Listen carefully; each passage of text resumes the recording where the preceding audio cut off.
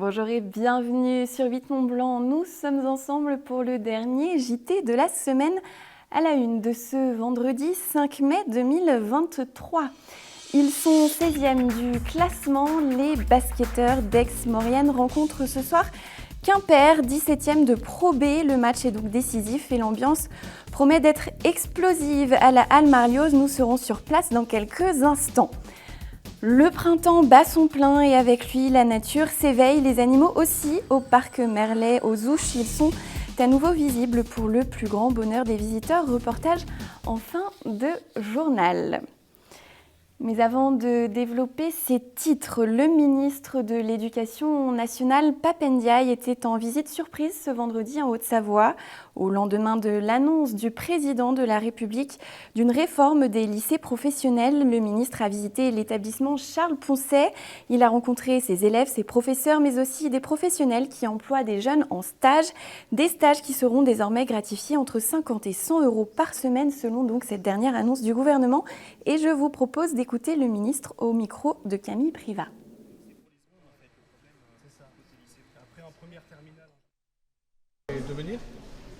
Ce lycée professionnel de la vallée de l'Arve, il est exemplaire à bien des égards.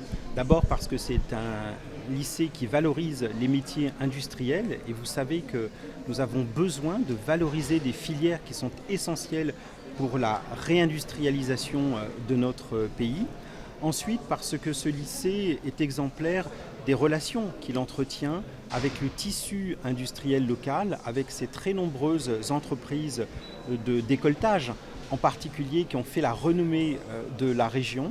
Et cela donc s'inscrit parfaitement dans la filière et dans la lignée du plan annoncé par le président de la République hier, d'un rapprochement entre les entreprises et les lycées professionnels, d'une insistance mise également sur la réussite des élèves, sur leur gratification et puis d'une manière générale sur leur insertion sur le marché de l'emploi après l'obtention du bac ou dans des études supérieures. Ce lycée propose d'ailleurs un BTS. Donc à tous égards, ce lycée est exemplaire. Est-ce que vous savez si...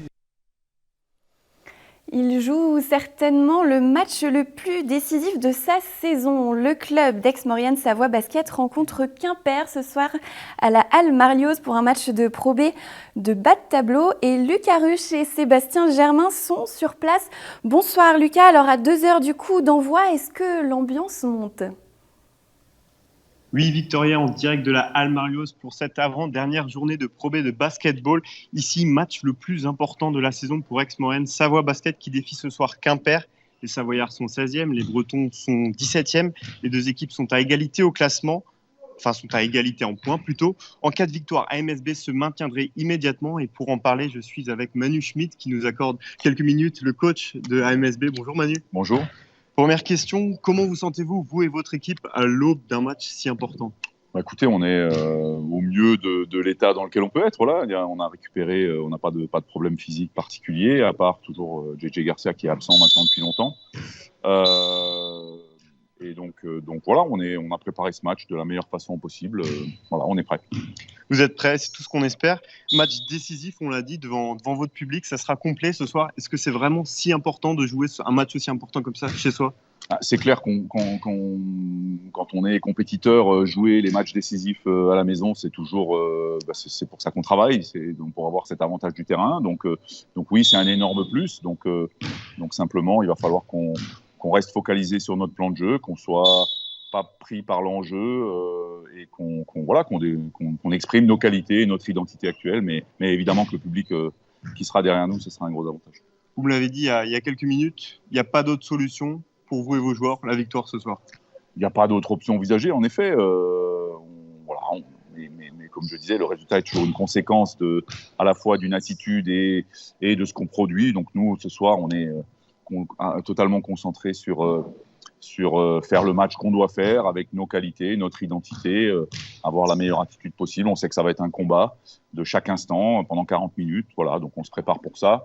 Le résultat, c'est toujours une conséquence et on n'a pas de doute, en tout cas dans notre esprit, on joue ce match pour gagner. Enfin, on est à moins de 2 heures du match. Là, quels sont les derniers mots, les dernières consignes que vous allez donner à vos joueurs ? là, vous savez, les joueurs, ils savent ce qu'ils ont à faire. Ça fait maintenant une semaine qu'on prépare ce match. On a travaillé les points tactiques.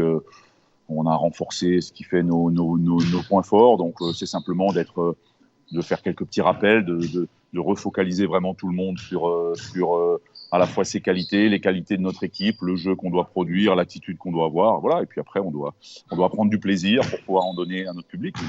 Mais c'est important d'alléger un petit peu cette pression qu'il peut y avoir dans l'environnement. Eh bien, merci beaucoup, Manu Schmitt. Merci à vous. On a plus qu'à vous souhaiter un très bon match. Merci à vous. Et de notre côté, nous allons suivre la rencontre et on espère évidemment, comme tout le public ici, une victoire d'Aix-Maurienne Savoie Basket. Et oui, on l'espère. Merci beaucoup, Lucas, et merci désolé. à Sébastien Germain qui était derrière la caméra. Bon match donc à vous. Les lésions de la moelle épinière touchent des millions de personnes dans le monde et pour faire avancer les recherches, la fondation Wings for Life organise depuis plusieurs années une course à pied un peu particulière. Avec un départ simultané dans le monde entier, les coureurs s'élancent non pas pour franchir une ligne d'arrivée, mais avec l'objectif de battre une voiture virtuelle. Des rassemblements officiels sont organisés un peu partout en France ce dimanche. Un parcours sera ainsi banalisé sur les bords du lac d'Annecy, mais via une application, on peut aussi participer seul ou entre amis à cette course solidaire.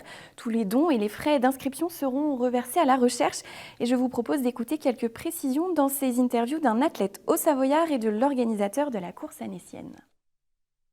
Le départ se fera à Duin, au Bon Wagon. En fait, l'idée, parce que vous avez compris, c'est une application qu'on peut faire partout dans le monde chez soi, en fait, à 13h dimanche. Là, l'objectif, c'était de regrouper les gens pour avoir aussi un moment un peu plus convivial qu'une application simple. Donc, de regrouper les gens au Bon Wagon à Duin dimanche pour, à 13h, tous ensemble, partir sur la piste cyclable, en fait, direction Annecy. Donc, il y aura 12 km de piste cyclable balisée, aller et retour, pour que les gens courent sur cet endroit-là, ensemble, avec leur application. Il faudra que tout le monde ait l'application d'activer à ce moment-là. Je l'avais fait en 2016 à Rouen, donc là c'était avec la vraie catcher car qui nous rattrapait avec beaucoup de monde et on était sur le goudron, on avait fait une belle course là-bas.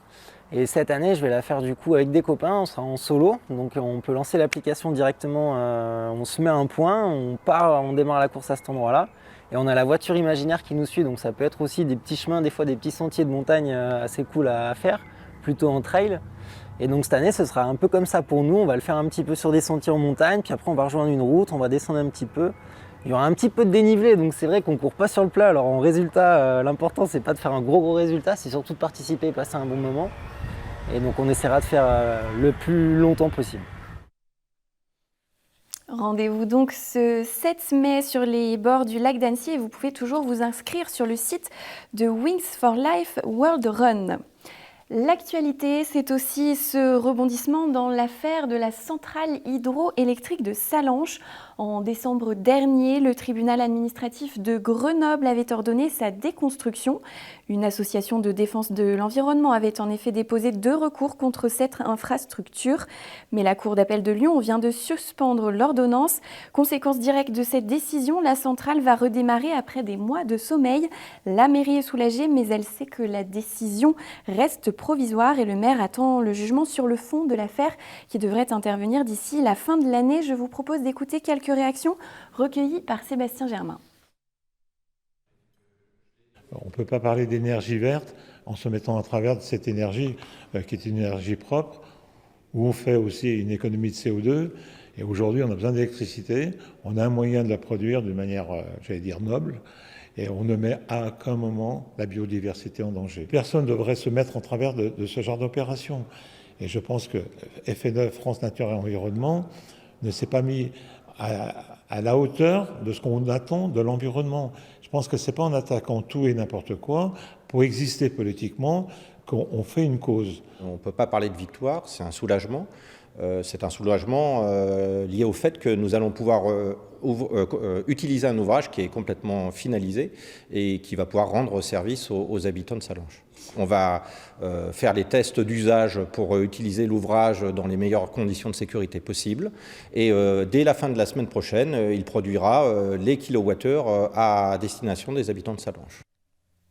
Et c'est ainsi que nous terminons cette semaine d'actualité. Merci pour votre fidélité à l'information sur 8 Mont Blanc. Merci à toute l'équipe. Dans un instant, vous retrouvez la météo de votre week-end avec Thierry Paul. Mais puis, dans votre émission Découverte, Emmanuel Jaude nous emmène en randonnée du côté du plateau des Glières. Je vous souhaite un très bon week-end. Nous vous donnons rendez-vous mardi pour le prochain JT. À très bientôt.